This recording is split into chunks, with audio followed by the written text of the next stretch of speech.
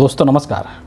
इसीलिए कहा जाता है कि समय बहुत बलवान होता है, समय बहुत ताकतवर होता है और समय के साथ साथ जो शक्तिशाली व्यक्ति भी है वो झुक जाता है, उसको झुकना पड़ता है। समय उसको झुका देता है और समय उसको सबक सिखा देता है। याद कीजिए वो वक्त 2014 का वक्त, 2019 का वक्त, जब भारतीय राजनीति के अंदर विपक्ष की कोई भूमिका नहीं थी। संसद भवन, लोकतंत्र के मंदिर में विपक्ष इतना कमज़ोर था कि सत्ता पक्ष मोदी, अमित शाह अपने शक्ति का इस्तेमाल करके जो चाहे वो उन्होंने किया। कोई रोक टोक नहीं था, कोई बोलने वाला नहीं था, क्योंकि नरेंद्र मोदी के पास शक्ति था, नंबर की शक्ति था। इतने सांसद उनके पास थे और विपक्ष इतना कमज़ोर था कि उनको कोई भी बाधा उत्पन्न नहीं हुआ अपनी मनमर्जी चलाने में, और उन्होंने खुल करके अपनी मनमर्जी की। लेकिन एक वक्त आ गया 2024 का, जब विपक्ष इस तरीके मजबूत हो चुका है कि नरेंद्र मोदी आज नतमस्तक हो चुके हैं। मैं बात कर रहा हूँ संसद भवन के अंदर, लोकसभा के अंदर राहुल गांधी ने जो भाषण दिया है बतौर एलओपी, उनका ये पहला भाषण था और इस तरीके भाषण दिया है कि विपक्ष के तमाम लोगों के तरफ से उन्होंने सत्ता पक्ष को, यानी कि नरेंद्र मोदी को, अमित शाह को और संपूर्ण भाजपाइयों को मतलब रेल बना दिया।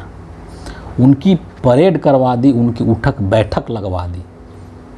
आप इसी से अंदाज़ा लगा लीजिए कि क्या हालत है सदन के अंदर नरेंद्र मोदी की, अमित शाह की, जो कि एक वक्त में तानाशाह की माफिक सदन में अपनी मन मर्जी से काम किया करते थे। भाषण राहुल गांधी का बहुत लंबा चौड़ा था, तकरीबन 1.5 घंटे के आसपास का भाषण था और हिंदुस्तान के तकरीबन सभी समस्याओं को, बिंदुओं को, मुद्दों को उन्होंने टच किया, उसके बारे में बोला।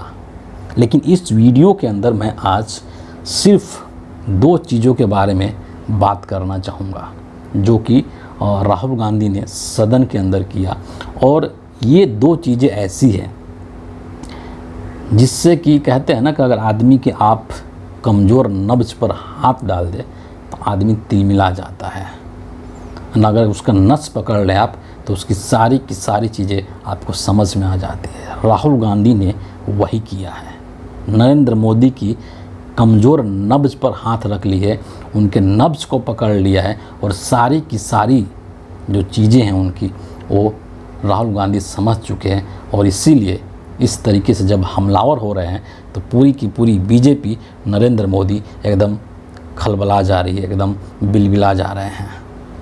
सबसे जो पहला चीज़ है, जो सबसे महत्वपूर्ण है और इतने समय से बीजेपी की राजनीति का जो चीज़ आधार रहा है, हिंदुत्व, उसी के ऊपर राहुल गांधी ने अटैक कर दिया। और आपको पता है कि जो पूरी की पूरी जो भाजपा है, आरएसएस है, इनकी राजनीति का जो आधार है वो हिंदुत्व है। और उसी हिंदुत्व के भरोसे ये इस देश में पिछले 10 सालों से राज किए हैं और एक ऐसा वर्ग इन्होंने तैयार कर लिया है देश के अंदर जो कि धर्म के नाम पर इतना अंधा हो चुका है, जिसने कि धर्म के अफीम इस तरीके से चाट ली है, जिसके आंखों पर धर्म का चश्मा ऐसा चढ़ चुका है कि उसको इस धर्म के अलावा कुछ दिखता ही नहीं है। राहुल गांधी ने अपने इसी भाषण के माध्यम से इस धर्म का, जो ये धर्म की जो चाशनी चटाई है मोदी जी ने देश के कुछ लोगों को, उसको एक तरीके से धराशायी कर दिया। और उन्होंने न सिर्फ सदन को बल्कि पूरे देश को बताया कि हिंदू धर्म का मतलब क्या होता है। तमाम तरीक़ों की उन्होंने तस्वीरें दिखाई सदन के अंदर, स्पीकर के आपत्ति के बावजूद भी उन्होंने तस्वीरें दिखाई और उसको एक्सप्लेन किया कि क्या इसका मतलब है।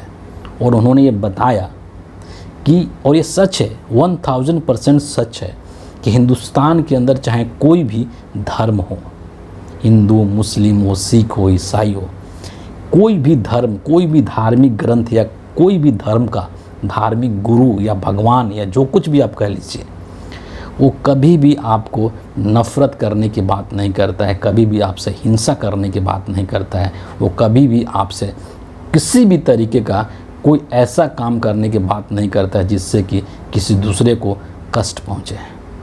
कभी वो डराने की बात नहीं करता है। लेकिन विडंबना देखिए, विडंबना ये है कि नरेंद्र मोदी, बीजेपी और बीजेपी के तमाम बड़े नेता जो कि स्वनियुक्त चौकीदार बने हुए हिंदू धर्म के, जो कि हिंदू धर्म के स्वनियुक्त ठेकेदार बने हुए हैं, ये रात दिन क्या करते हैं? नफ़रत की राजनीति करते हैं, रात दिन हिंसा की बात करते हैं। नरेंद्र मोदी प्रधानमंत्री संवैधानिक कुर्सी पर बैठे हुए हैं, इसके बावजूद भी वो सांप्रदायिक भाषण देते हैं। तो इसी चीज़ को लेकर के राहुल गांधी ने सवाल उठाया कि आप हिंदू हो ही नहीं सकते हैं, क्योंकि जो सच्चा हिंदू है, जो असली हिंदू है, वो कभी नफ़रत की बात नहीं कर सकता है, वो कभी हिंदू की बात नहीं कर सकता है। वो हमेशा प्रेम, सद्भाव, भाईचारा, सामाजिक सौहार्द की बात करता है, और इसीलिए आप हिंदू नहीं हो सकते हैं, आप हिंदू धर्म के ठेकेदार नहीं हैं। आप अंदाज़ा लगाइए कि एक वक्त में ऐसा वक्त था जब सदन के अंदर नरेंद्र मोदी की तूती बोलती थी, और आज मैंने कहा जैसा कि शुरू में ना कि राहुल गांधी ने सबकी परेड करवा दी, सबकी उठक बैठक करवा दिया। और जब राहुल गांधी बोल रहे थे तो चाहे देश के प्रधानमंत्री हो नरेंद्र मोदी, चाहे गृह मंत्री हो, चाहे कृषि मंत्री शिवराज सिंह चौहान हो, अनुराग ठाकुर हो, राजनाथ सिंह हो, सभी लोग बारी बारी से उठ करके बोल रहे थे। मजबूर कर दिया था बीच में बोलने के लिए नरेंद्र मोदी को और अमित शाह को। और इंतहा आप देखिए अमित शाह की, कि ये हालत हो गई अमित शाह की कि वो स्पीकर से अपने संरक्षण की बात करने लगे। हमें संरक्षित करिए, ऐसे नहीं चलता। ये चीज़ आपकी कल्पना से भी परे है। जब देश का गृह मंत्री, देश का नंबर 2 व्यक्ति जो है, वो स्पीकर से बोले कि आप हमें संरक्षण दीजिए, आप इसके बारे में सोच भी नहीं सकते हैं। ये राहुल गांधी के इस भाषण की ताकत थी। उन्होंने ये चीज़ बहुत ही क्लियर कट कहा, और इसमें सच्चाई भी है कि जब मोदी जी की जो उसका हुनर है, मोदी जी का जो उनके अंदर क्वालिटी है, जो मेरिट है, वो क्या है? एक ही मेरिट है नरेंद्र मोदी का कि इस देश को गुमराह कैसे करना है, लोगों से झूठ कैसे बोलना है, और झूठ बोल करके किस तरीके से उनको बेवकूफ़ बनाना है। याद कीजिए आप तेजस्वी यादव का वो भाषण, जब उन्होंने कहा था कि नरेंद्र मोदी झूठ की फैक्ट्री है, झूठ की मैन्युफैक्चरर है नरेंद्र मोदी, डिस्ट्रीब्यूटर भी है, होलसेलर भी है, रिटेलर भी है, सब कुछ नरेंद्र मोदी है। और वो चीज़ आज सदन के अंदर एक बार फिर से साबित हो गया, जब धर्म को लेकर के राहुल गांधी बोल रहे थे कि हिंदू धर्म का मायने क्या है। हिंदू धर्म कभी आपको नफ़रत और हिंसा की बात नहीं करता है, बल्कि हिंदू धर्म सत्य और अहिंसा की बात करता है, प्रेम की बात करता है। तो नरेंद्र मोदी ने इसको भटकाने की कोशिश करी, और नरेंद्र मोदी क्या बोले? नरेंद्र मोदी बोले कि ये बहुत गंभीर मुद्दा है कि देश के सभी हिंदुओं को हिंसक कहा जा रहा है। तपाक से राहुल गांधी उठे और उन्होंने वहीं के वहीं जवाब दिया कि जी नहीं, बिल्कुल भी नहीं, सिर्फ नरेंद्र मोदी ही पूरा हिंदू समाज नहीं है, बीजेपी ही पूरा हिंदू समाज नहीं है, आरएसएस ही पूरा हिंदू समाज नहीं है, और आप लोग नरेंद्र मोदी, बीजेपी और आरएसएस हिंदू धर्म के ठेकेदार नहीं है, हिंदू धर्म का ठेका नहीं ले रखा है। वहीं के वहीं नरेंद्र मोदी बैठ गए। सोचिए क्या बेबसी और क्या लाचारी नरेंद्र मोदी की रही होगी, और क्या वो तेज़ था राहुल गांधी के भाषण में, जिसके सामने सत्ता पक्ष का कोई भी व्यक्ति टिक नहीं सका। और बहुत ही सॉलिड, बहुत ही ठोस और बहुत ही तार्किक तरीके से राहुल गांधी ने इस भाषा को इस भाषण को रखा धर्म को लेकर के कि किस तरीके से बीजेपी के लोग हिंदू धर्म के नाम पर इस देश के लोगों को बेवकूफ़ बना रहे हैं, बरगला रहे हैं। दूसरा बिंदु जो मैं यहाँ पर रखना चाहता हूँ वो डर को लेकर के है ना। हालांकि धर्म से राहुल गांधी ने इसको भी कनेक्ट किया है, लेकिन मैं इसको एक अलग बिंदु के रूप में यहाँ पेश करना चाहता हूँ। आप पिछले 10 साल का कार्यकाल देख लीजिए नरेंद्र मोदी का, 2014-2019 का। नरेंद्र मोदी ने इस देश में सिर्फ और सिर्फ डर की राजनीति की है। और ये जो उन्होंने डर दिखाया है, ऐसा नहीं है कि डर सिर्फ राजनेताओं को ही दिखाया है, उन्होंने इस देश के पब्लिक को भी डराया है और उनको डरा करके रखा है। क्या हिंदू खतरे में है ना। अगर मोदी नहीं रहेगा तो तुम लोग हिंदू धर्म हिंदुस्तान के अंदर खतरे में पड़ जाएगा। इसीलिए तुम लोग मोदी को वोट दो, क्योंकि मोदी रहेगा तो हिंदू धर्म सुरक्षित रहेगा।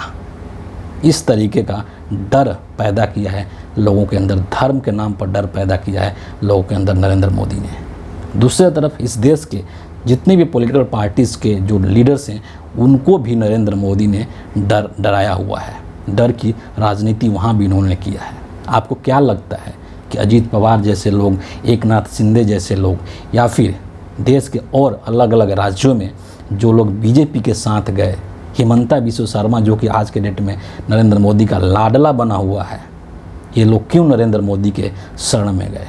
ये लोग क्यों नरेंद्र मोदी के गोद में गए? शौक से गए? बिल्कुल भी नहीं। वो डर है। डर किस चीज़ का?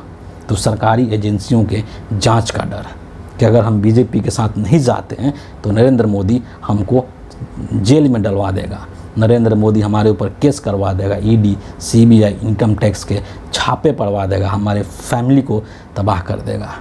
ये डर की राजनीति नरेंद्र मोदी ने की है। और ताज्जुब की बात यह है कि ये जो डर की राजनीति है वो सिर्फ देश के जनता या बाकी पार्टी के नेताओं तक ही सीमित नहीं रहा है, बल्कि ये इस डर की राजनीति का इस्तेमाल नरेंद्र मोदी ने बीजेपी के अंदर भी किया है। और राहुल गांधी ने नितिन गडकरी और राजनाथ सिंह का एग्जाम्पल लेकर के इस चीज़ को भी समझा दिया सदन के अंदर। इसके अलावा तमाम देश के जितने भी मुद्दे हैं, भारत जोड़ो यात्रा से लेकर के और जो भी जेन्युइन मुद्दे हैं, युवाओं का, नीट का, अग्निवीर का, जो भी जेन्युइन इश्यूज़ हैं इस देश के अंदर, उन सभी का जिक्र राहुल गांधी ने किया।